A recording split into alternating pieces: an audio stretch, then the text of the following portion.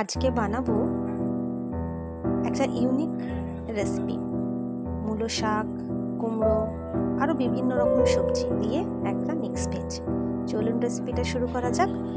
কড়াইয়ে সর্ষের তেল দিয়ে তেলটা গরম হলে দিয়ে দিলাম 5 ফোড়ন। ফোড়নটা ভাজা হলে দিলাম বেশ কয়েকটা বিউলি ডালের বড়ি। এই বড়িগুলো ভালো করে ভেজে তেল ছেড়ে তুলে নেব। তেল ছেড়ে ভালো মতো তুলে নিলাম। তারপরে সেই তেলেই আপনারা যদি চান শুকনো লঙ্কা, তেজপাতা ফোড়ন দিয়ে বাকি যে সমস্ত সবজি সেগুলো দিয়ে দিতে হবে। এই যেমন দিয়েছি মূলো শাক, দিয়েছি বেগুন, কুমড়ো, আলু, মূলো, সব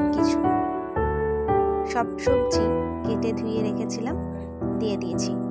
এরপর ভালো করে নেড়ে চেড়ে নিয়ে খানিকক্ষণ মিক্স করে নিতে হবে।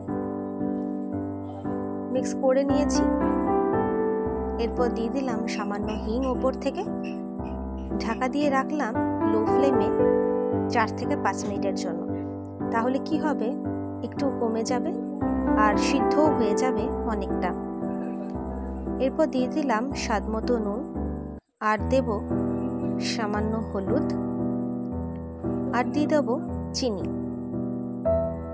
তবে তার আগে দিয়ে দিলাম জিরে গুঁড়ো আর ধনে গুঁড়ো। এইবার দিলাম চিনিটা। এরপর ভালো করে মিক্স করে নিতে হবে। জানিয়ে রাখতে চাইবো, কোনো রকম এক্সট্রা জল কিন্তু এই সবজিতে আমরা ব্যবহার করব না। একদম গায়ে মাখো মাখো হবে, আর যতটুকু করব সব ঢাকা দিয়ে দিয়ে দিলাম বড়িগুলো থেতো করে। ঢাকা দিয়ে রাখলাম আবারও 3 থেকে 4 মিনিটের জন্য লো ফ্লেমে। যখন ভাজবো বা কষাবো তখন ফ্লেমটা হাই থাকবে, আর এমনিতে যখন ঢাকা দেবো তখন কিন্তু লো ফ্লেমেই ঢাকাটা দিতে হবে। ঢাকা খোলার পর ভালো করে নেড়েচেড়ে কষিয়ে নেব। এরপর দিয়ে দিলাম কিছু কাঁচা লঙ্কা 2 ভাগ করে। চাইলে কাঁচা লঙ্কা বাটা ব্যবহার করতে পারেন। এই সবজিটা সম্পূর্ণ নিরামিষ, তবে খেতে দুর্দান্ত হয়। এই সবজি দিয়ে রুটি, পরোটা, লুচি বা ভাত আপনারা যা কিছুই খান না কেন একটু বেশি খাবেন। দিয়ে দিলাম রসই মশলা। এই রসই মশলাটা যে কোনো মুদিখানার দোকানে আপনারা পেয়ে যাবেন। দিয়ে ভালো করে মিক্স করে আবারও কষিয়ে নিতে হবে।